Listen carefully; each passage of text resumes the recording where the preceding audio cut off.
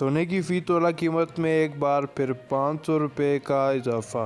कारोबारी हफ्ते के पहले रोज़ मकामी सार्फा मार्केटों में सोने की फ़ी तोला और 10 ग्राम कीमत में 500 रुपये और 429 रुपये का इजाफा हो गया।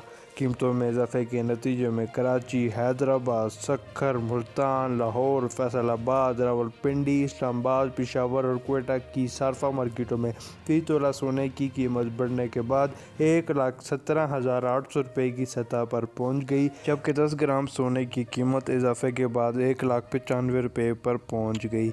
जबकि दूसरी जानिब मुल्क भर में पहले कारोबारी रोज़ के दौरान अमरीकी डॉलर की कीमत में मज़ीद कमी देखने को आई है।